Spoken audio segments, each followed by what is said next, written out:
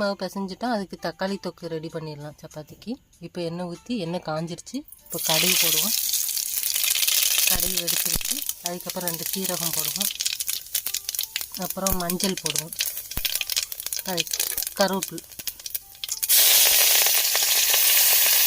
நல்லா வெடிக்கட்டும். வெடிச்சிருச்சு. பிறகு வெங்காயம் பூண்டு சேர்த்துக்கொள்வோம்.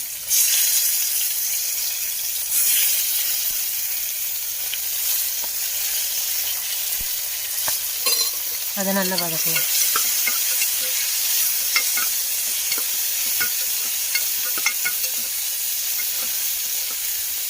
நல்ல வேகட்டும். நல்லா கொஞ்சம் செவந்த நிறம் வரணும்.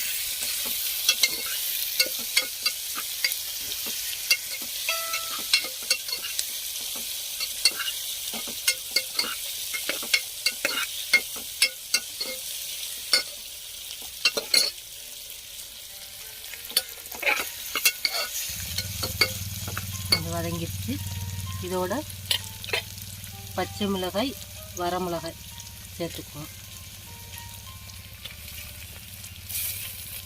இது கொஞ்சம் நேரம் வதக்கணும். நல்லா வதக்கிக்கணும்.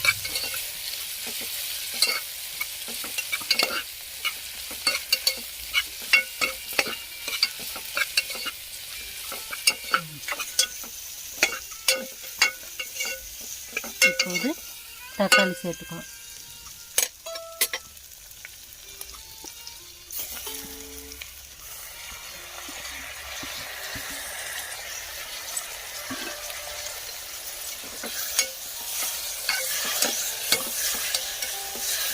தக்காளி வேகிறதுக்கு கொஞ்சம் சால்ட்டு சேர்த்துக்குவோம்.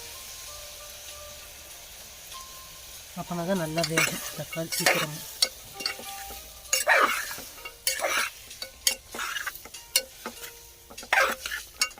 நல்லா வேகட்டும். அது கொஞ்சம் ஹையில் வச்சுக்கலாம்.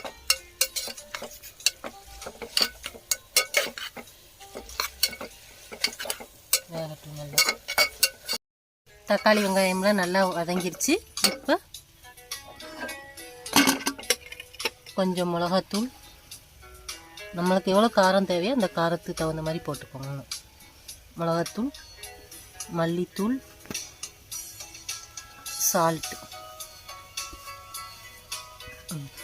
போட்டுட்டு நல்லா வதக்கணும். வதக்கி பச்சை வாசனை போகணும். பச்சை வாசனை போகந்தாண்டி வதக்கணும்.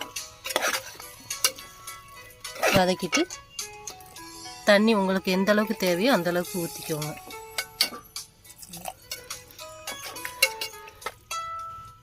இப்போ குக்கரை மூடிடலாம்.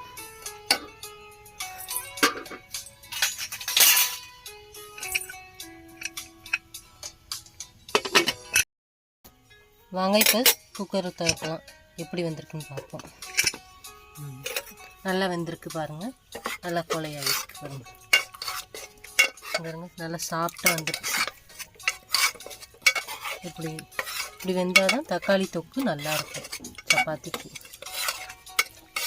ரெடி. வாங்க